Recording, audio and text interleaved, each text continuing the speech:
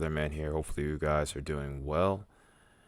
So over the course of the day, I've noticed we got 10 subs. So yeah, before I even get into the video, I just want to say thank you. Wow, I'm just kind of stunned and really humbled by it too.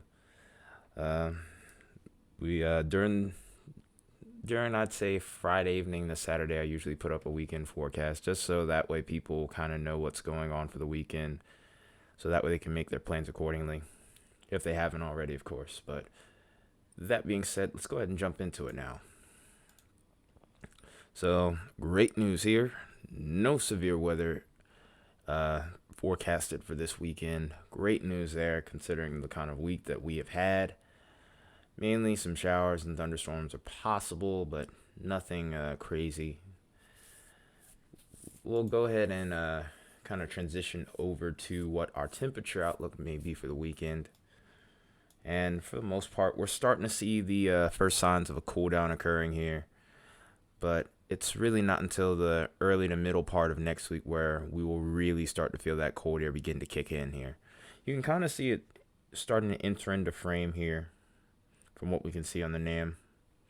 But our coldest temperatures are right about here right now. We have temperatures below zero just north of the border.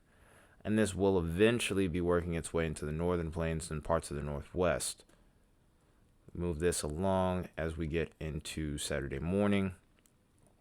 We have a handful of places over here towards North Dakota in particular where the temperature is expected to be below zero starting out during the day.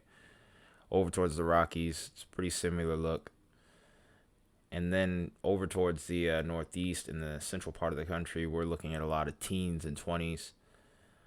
It's not really not really as uncomfortable as we go to the southeast here in the mid-Atlantic, where we're starting to see the lows kind of more towards the upper 30s, lower 40s, unless you're in Florida where we were seeing a few 50s and 60s and some scattered 70s towards the southern peninsula. We go into the afternoon, we'll move this to about 22Z and stays pretty frigid for a lot of us. Temperatures are definitely below average at this point for just about everybody now.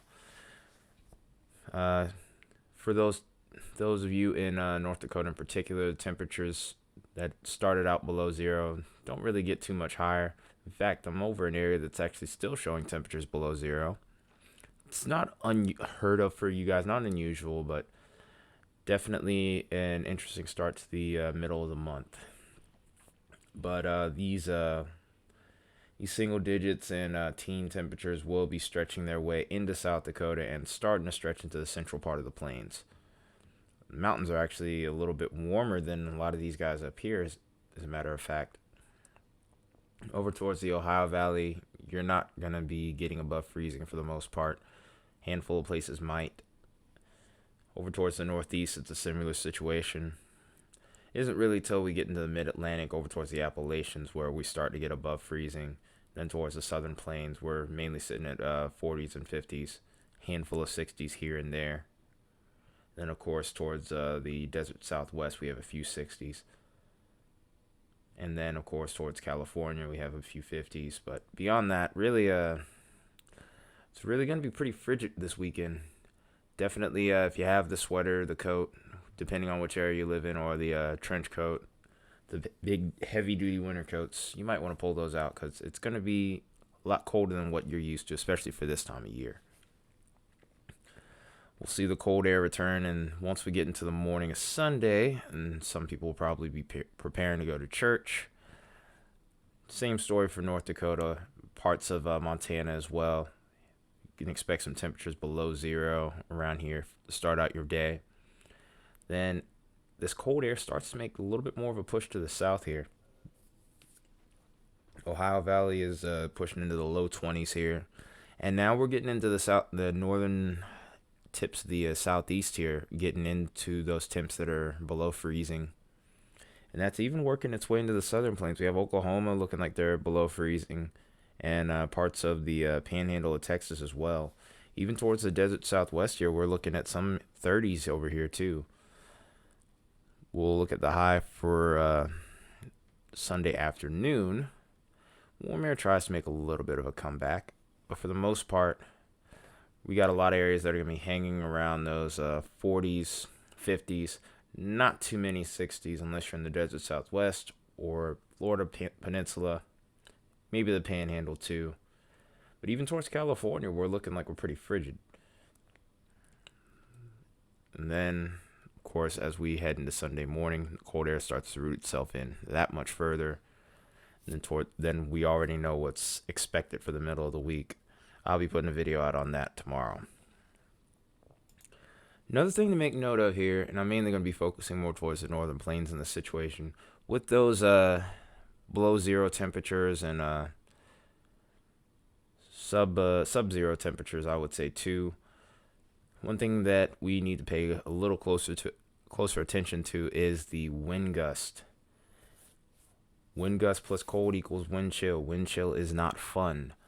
I work outside. I have to deal with this all the time. So if there's one thing you don't want to mess with, it is the wind. Because that little invisible layer of skin that you can't see is what keeps you warm whenever it's cold outside. But once that wind starts blowing, adios. And then it's open season. So we have mainly over this part of the country here towards the northern plains, we still have some pretty high wind gusts. Some places still could be expecting some snow to be blowing around that's left over from Winter Storm Diaz. And as a result, you guys need to be very watchful of wind chill. And the same can be said over towards the Rockies. If you just happen to live up there, you're just visiting, just make sure you're a little bit extra insulated. Make sure that layer of skin over your body is covered, especially on the arms, because those are some very vulnerable points. And probably I would even go as far as covering your face too.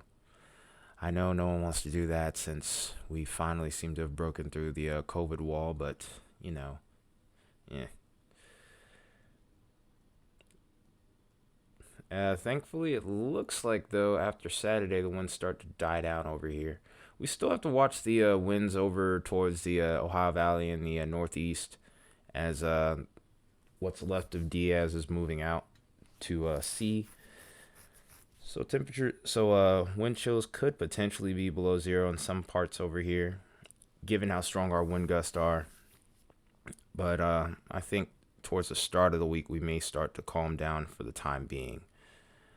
Another thing to note here is that right towards the end of this run, there's a sneaky area here where we get some 40 plus mile per hour wind gust here. So we're going to need to be watchful of that, because that definitely is wind advisory criteria.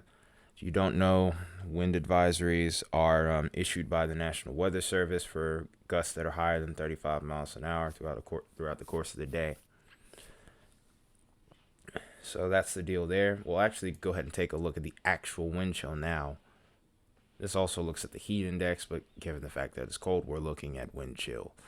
And even now, as I'm looking at this, we can already see there's plenty of indices that are below zero right now. We could be seeing wind chill advisories being issued over the Dakotas soon. And this will only go on as we continue through this run here, especially through Saturday. So we'll roll this forward here. We're starting to see some areas where we could be flirting with 20 below zero as far as the wind chill is concerned.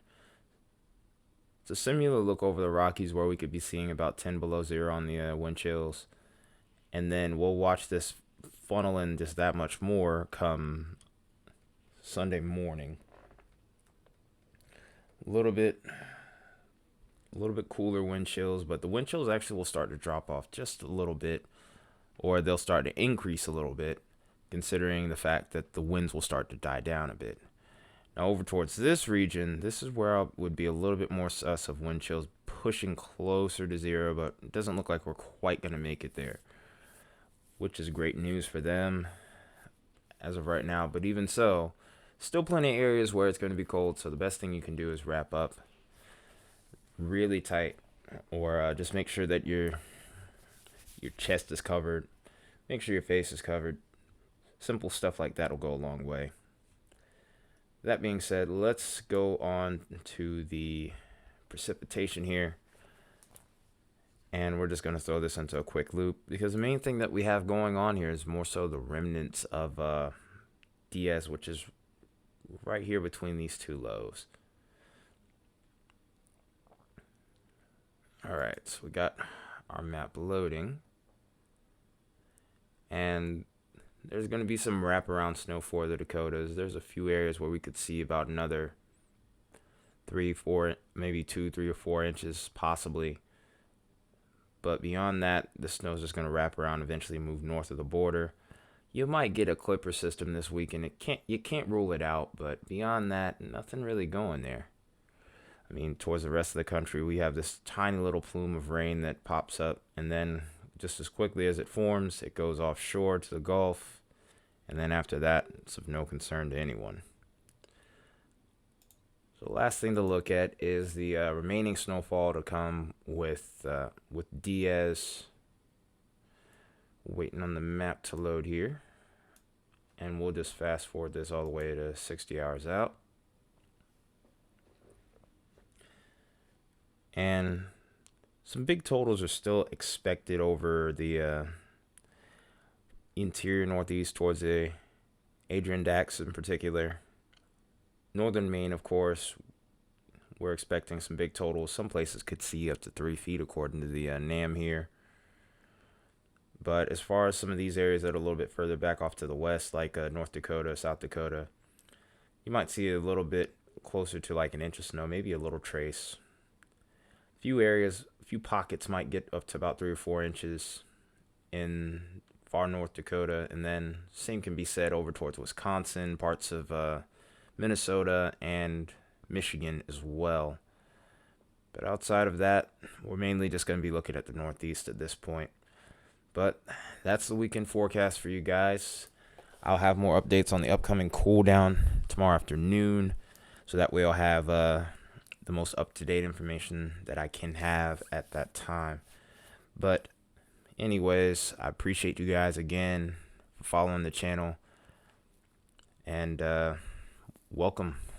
But anyways, this has been Tyler, Metalhead Weatherman. I'll see you guys in the next video. Till then, take care, stay warm, and have a good night.